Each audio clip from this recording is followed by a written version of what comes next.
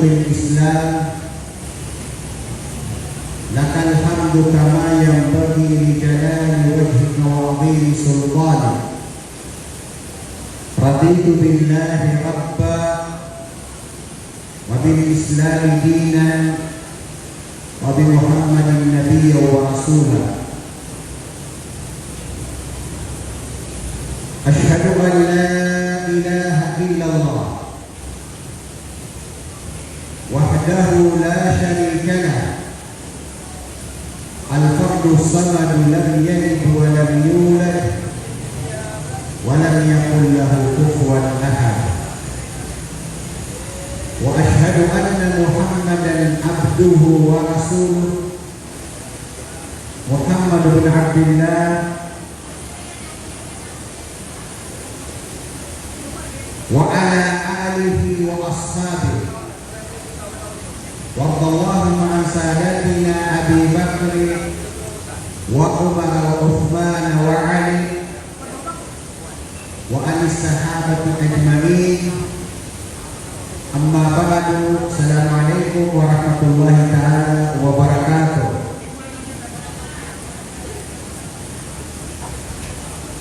Mga minamahal kong kapatid at sister sa pananampalatayang Islam, alhamdulillah, lahat ng papuri at pasasalamat ay ukol lang sa nag-isang dakilang Panginoon ng Allah Subhanahu wa Ta'ala.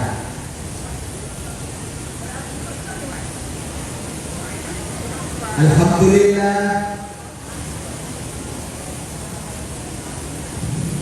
mga sister sa Islam, nandito po tayo sa itong banal na araw. Tayo po ay nakaupo at nakikinig sa mga salita ng Allah sa banal na Quran at yung salita ng mahal na Prophet Muhammad, sumakanginawa ang kapayapaan.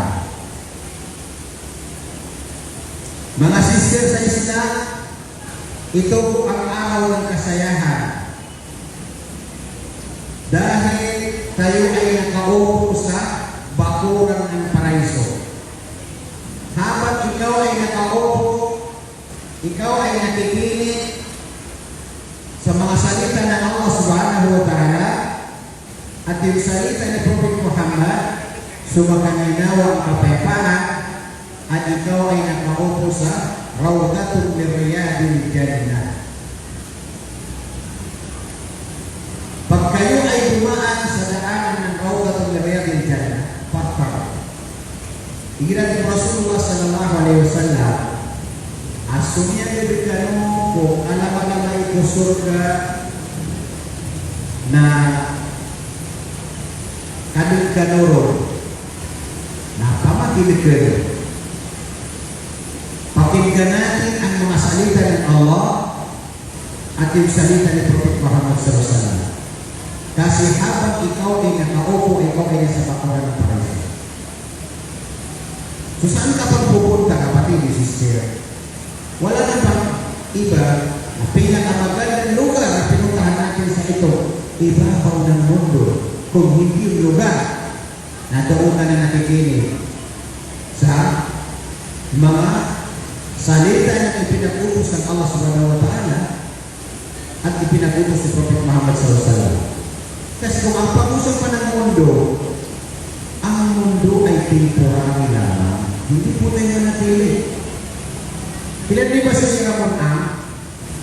Isa sa pinaka-binilari sa Pilipinas ng tao. Bukay pa siya. Di ba siya ay may-ari ng San Miguel Corporation? Itinanong niya, Anthony sa kanya, Busing, bilang ikaw ay isang trillionaire sa Pilipinas, masaya ka ba sa pera mo? Alam ka ba ng sagot? Ang sagot ni Samoa,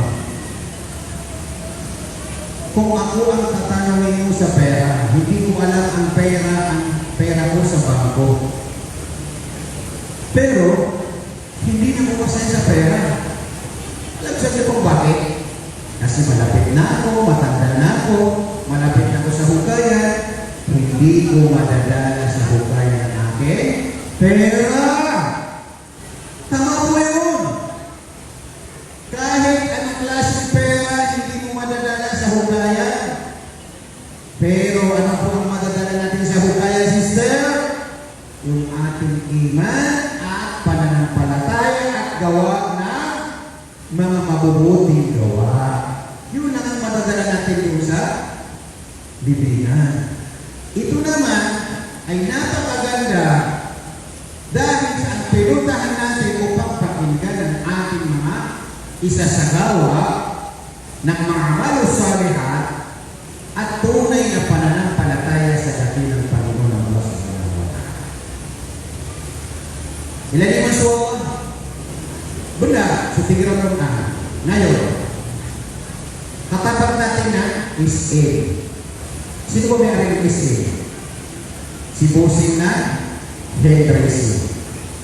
Si Hendresi, bata pa siya, kasi bakit tinawag ng is A? Humor. Bata pa siya, nagpipinta siya ng sapatos. Hendresi. Ang tanong ni Hendresi sa kanyang sarili, alam niyo sabi niya, pag-itong sapatos ko, lahat ng tao sa Pilipinas ay bumili sa aking sapatos, ako ay bilyonaryo. So natupad ni Hendresi ang kanyang pangarap. Tinawag mo kasi humor kasi siya ay unang nagbibigta na sapatos. Buong Pilipinas may SA. Ito ang palatandaan, ang Pilipinas ay hindi mahirap ng lugar. Isa po ang Pilipinas ay mayaman ng lugar sa buong mundo. Alam niyo kung bakit? Anong palatandaan ang Pilipinas ay isang bilyonaryo ng country? Kasi nandito po ang pinakamalaking mall sa buong Pilipinas, buong mundo o Asia, na tinatawag ng Mall of Asia na Hendresi. Ang ibig sabihin, kung mahirap ang Pilipinas, hindi pwede itayo ang malaking mall. Ibig sabihin, mayaman ang Pilipinas, mga kapatid. So ito ang pag-usapan natin. Ano ang purpose sa ating usapan? Siya ay pinaka-bilyonaryo sa Pilipinas, si Hendresi. Ang tanong, nasaan po si Hendresi? Pumanaw na. Patay na si Hendresi. Yung kayamanan ba ni Hendresi kasama sa libingan? Wala. Wala na. Patay na siya. Ikaw ay isang Muslima. Dapat ikaw ay nagpapasalamat kay Allah Subhanahu wa Ta'ala. Kasi po, ikaw ay nasa tamang landas. Kahit ngayon, bukas, after bukas,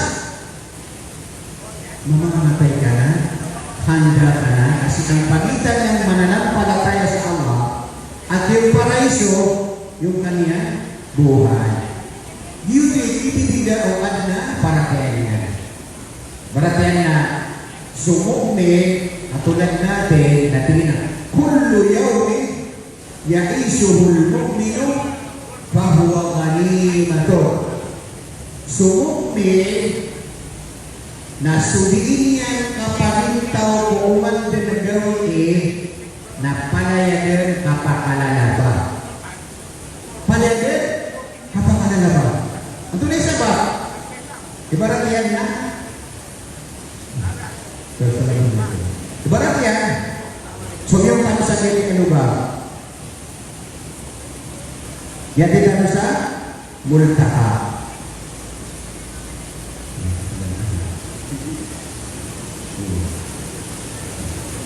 Sumundan sa kanya kaya multaka tada. Yan na peso, yan na ba ka? Yan na ba? Ganima, yan na ba ka? Puro ikaw ay sa landas ng Allah Subhanahu wa Ta'ala. Kasi ang pag-usapan natin, yung mga magagandang gawa at pananampalataya sa Allah Subhanahu wa Ta'ala. Ito lang ito na ibarat na kanya sumukmin na tanto umapya sa niyan kapag kapagitaw. Ano siya kapagitaw? May-ari ng isip, wala na siya, pumanaw na siya. Lahat naman tayo, mamatay. Pero dalawa ang destination natin. Paraiso, impyerno. Bakit nilalang ng Allah ang paraiso? Ano ang dahilan? Bakit nilikha ng Allah ang impyerno? Dito ang Pilireno. Kaya, nalayda ng ipamangkin ko Allah. Berarti nakikita wa 5 times a day, araw at gabi. Diba? Araw at gabi, tayo ay nananalangin. Ano ang ating panalangin? Allahumma Rabbana atina fid dunya hasanah wa fil akhirati hasanah wa qina adzaban nar. Aming Panginoon na may kapangyarihan sa lahat, kami ay humihingi sa iyo na ipagkaloob mo sa amin napakagandang pamumuhay sa ibabaw ng mundo.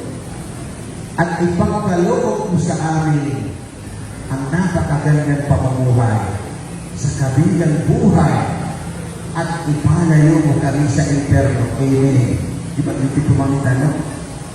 Ya Allah, amalin mo pagpumangin na merka pagigbagian ang kami sa pito mga nakapiya ko dunia.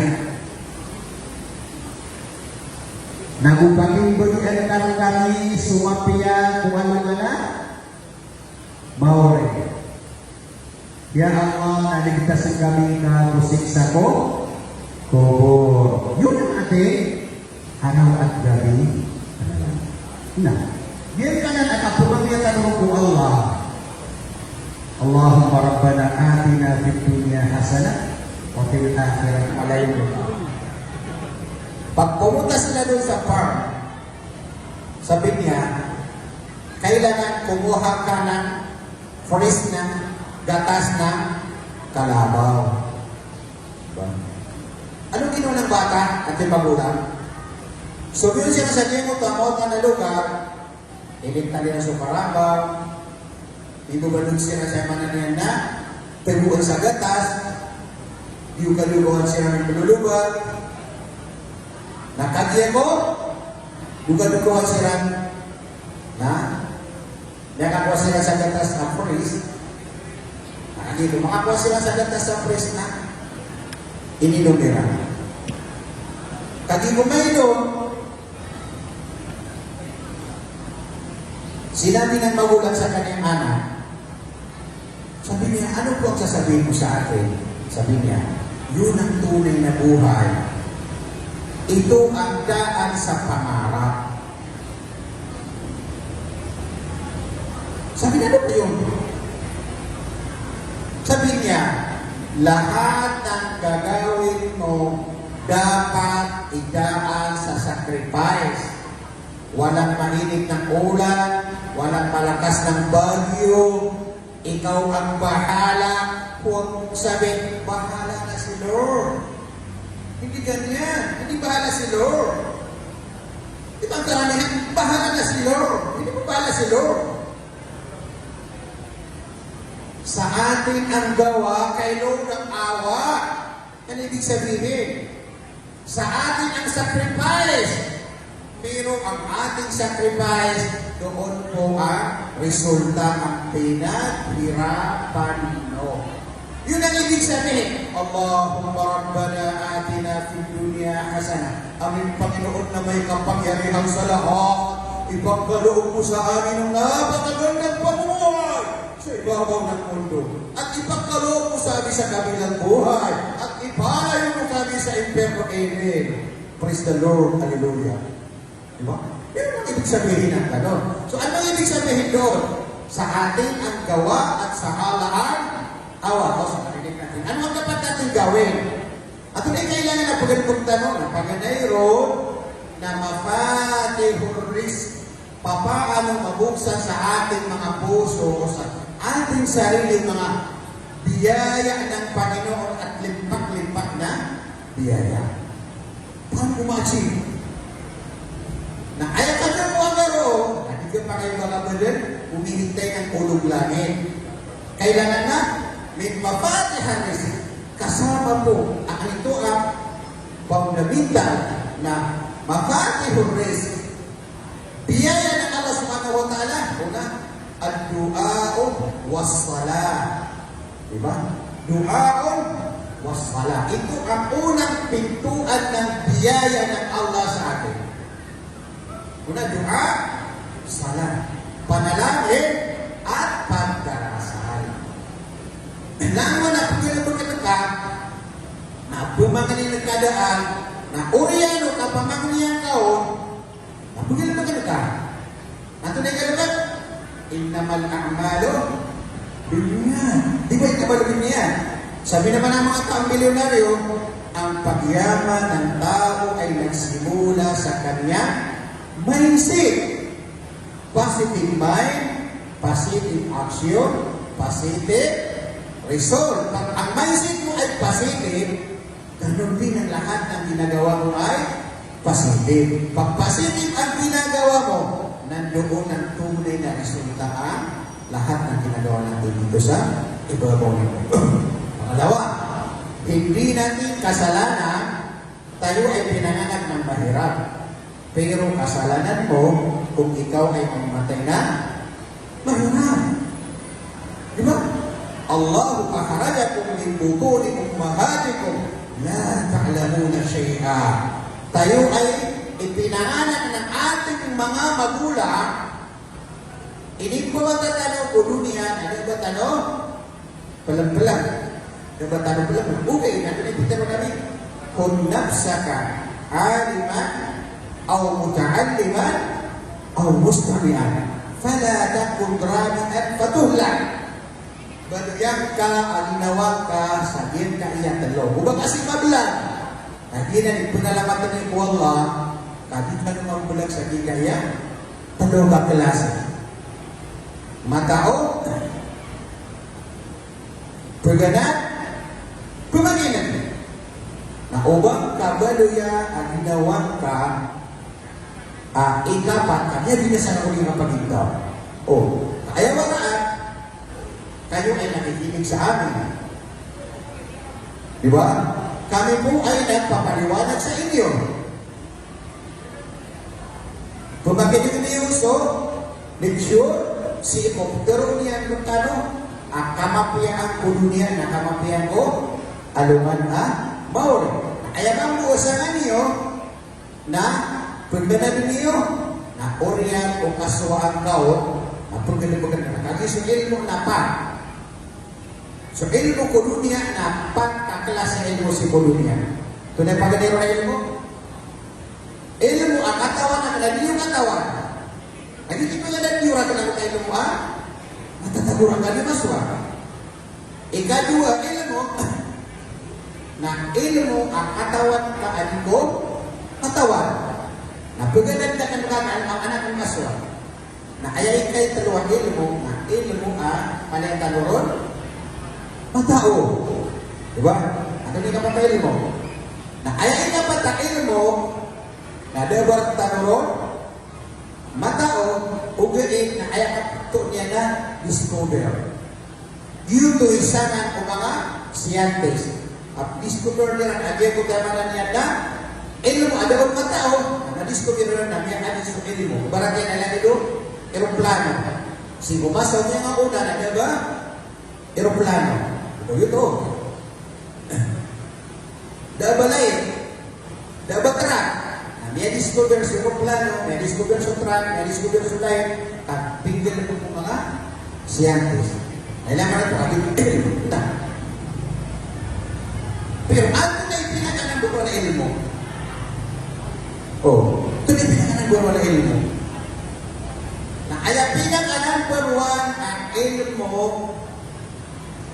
ang kailangan bawat isa sa atin na ilmo sigo Quran. Diba? Kakagya sa manusia na ayat kabaya o manusia ng peluwi ka bayani sa mundo at bayani sa kabilang buhay. Yun ang tunay ng bayani. Ang mga siyentes, sila po ay bayani sa mundo. Pero, hindi sila bayani sa kabilang buhay. Pero ang tao ng kaniyang pinag-aralan ay banal na Quran at yung hadith ni mahal na Prophet Muhammad sallallahu alaihi wasallam ay siya ay tunay na banal na tao sa mundo at banal na tao sa kabilang buhay. Alam niyo kung bakit? Alam niyo kung bakit? Una-una, ay katubalay ka ang bayani sa mundo na sosyentes na ay sa taman na may discover yan na aeroplano niya. Ano tayo sa aeroplano? Ugayin na bubuon ka paganada sa Quran at na may discover ka. May discover ka sa pawiyawiyag ko dunia na may discover ka sa pawiyawiyag sa yung gulapiyama. Di ba?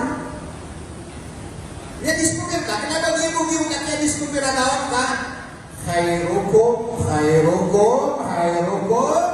ma'an ta'allama al-Qur'ana wa 'allamahu. Ang pinakabayani sa inyo dito sa ibabaw ng mundo at lalo sa kabilang buhay, ang tao na kaniyang pinag-aralan ay banal na Quran. Diba? Ay ang permero kulanwan o pintumanan ang permero kung makalalawan siya ka no, nasa din sa ayang piyaga na diyan na so, Quran. Nabi sallallahu alaihi wasallam. Bakit siya ay tinawag na Sayyidul Awwalin wal Akhirin? Ibig sabihin, siya ay pinakabayani na number 1 sa mundo at pinakabayani sa kabilang buhay. Sino? Si Prophet Muhammad sallallahu alaihi wasallam. Ano ang dahilan? At hindi niya ba rin na bayani? Sabi niya, Michael Hart, isa po siyang Kristiyano na manunulat. Pumili na 100 ng tao sa mundo. Nagsimula na kay Adan, kay Noah, Solomon, hanggang kay Kristo, si Pablo, isa siyang Kristiyano. Isinulat niya, sino ang pinakambayani sa mundo ng tao? Ang una na, Afdalun nasi huwa Muhammadun sallallahu alaihi wasallam. Ang pinaka-bayani sa mundo ay ang makalalawa at tao ko dunia barabantuga. Diba? Barabantuga ko dunia nas kaniya iso Muhammad sallallahu alaihi wasallam. Ito ni sabab. Nakanya sa sabab. Ayaw sabab ang kapangalalawa ng Rasulullah sallallahu alaihi wasallam na sunod sa kapangalalawa ng sino mga tao. Diba? Pinalaw naman ako, nanibigas ko ng magkamapihan. Kakanaman na isi kita sa dunia, ay hindi kita sa dunia na imanong billahi wa amalon. Sana, hindi naman kita nung lalawa na. Ang taarap kita na yung mapaparapiyaya, ang taarap kita na yung bursalan mo ka, mapiyala yun to yung kapaka, lalawan ka. Sa inyo mga lalawa sinabi, ay ang pakalalawa ng Rasulullah, kung kabubaloy niya, asya ay tunay ng bayani sa mundo at lalo sa kabilang buhay.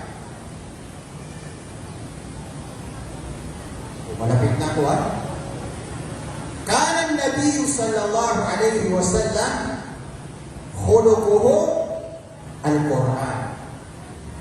Kadiya sa Rasulullah sallallahu alaihi wasallam na ayat pamparangayan niya na so Quran.